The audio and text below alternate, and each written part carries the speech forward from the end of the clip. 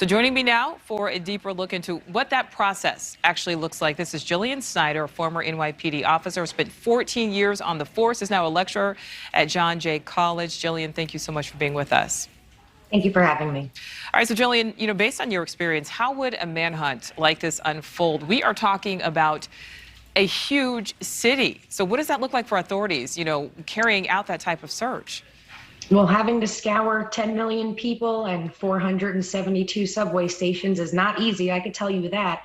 But first of all, they did everything the right way from the start. They knew once they found out that the camera in the train station itself was inoperable, the detectives immediately went out. They started collecting not only NYPD situational awareness camera footage, so those are the ones that are all over the city, on top of poles, everywhere. And then you go around to your local businesses, your local apartment buildings. Most of them in the city now have surveillance cameras as well. And you try and piece where the suspect went after the train incident. So that's where they start.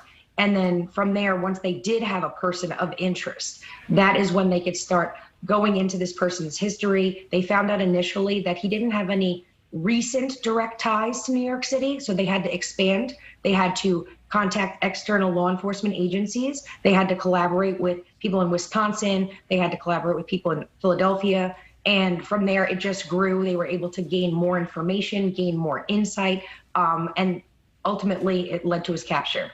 Jillian, it has to be so difficult because obviously, this is what officers train for. This is what investigators know how to do. But it's a city so large, and, we learned that he got off of the train where he fired those shots allegedly and then got onto another train and got off at the next stop. So essentially just blending in with all of these millions of other people.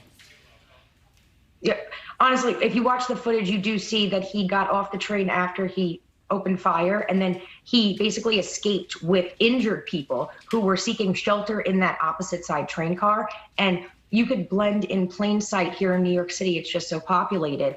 And at that time, it was chaotic. Everyone was trying to get out of there. And he just got on the train, went one stop, got off, and walked out. And luckily, they were able to find him and track him when he did leave that subway station. All right, so Jillian, we're talking about blending in, right? So now we're getting reports that Frank James turned himself in. He was taken into custody, did not appear to be hiding. So are you surprised by that? I was very surprised when I saw that he called the tip line on himself, or what the claim is right now that he called the tip line. I'm still a little confused because it's speculated that he called the tip line and said he was at the suspect was at McDonald's. And then when law enforcement officers arrived on scene, he wasn't at the McDonald's. He was a few blocks away. I don't know if he was doing that to try and covertly escape. I honestly don't want to speculate right now, but I was very surprised. But then again, when you think about it, if you have the entire city of New York looking for you, and once they declared him a suspect this morning, now you're going to have the FBI involved, the ATF involved, various other federal agencies. So he knew that his opportunity to escape and get out of the city was getting smaller by the minute. Yeah, absolutely. It gets a little bit harder to blend in when everybody now knows what you look like. All right, so Jillian, tell us, how does this investigation continue? We know Frank James is in custody, but obviously authorities are still going to be searching for more answers.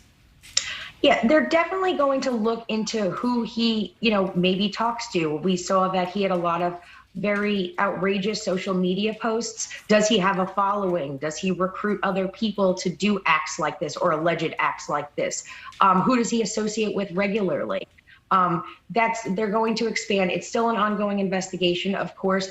The primary thing that law enforcement is going to want to know right now, as I'm sure everyone else does too, is why.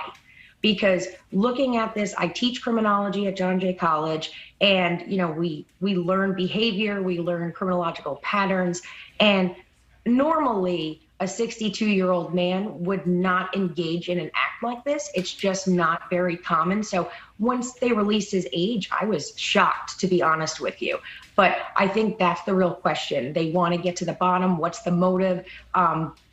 Was this just a random act and he had enough, or was there something underlying? All right, Jillian Snider, former NYPD officer, thank you so much. We appreciate your insight. Thank you. Thank you for watching. Click the red subscribe button below so you can get more of NewsNation's fact-driven, unbiased coverage.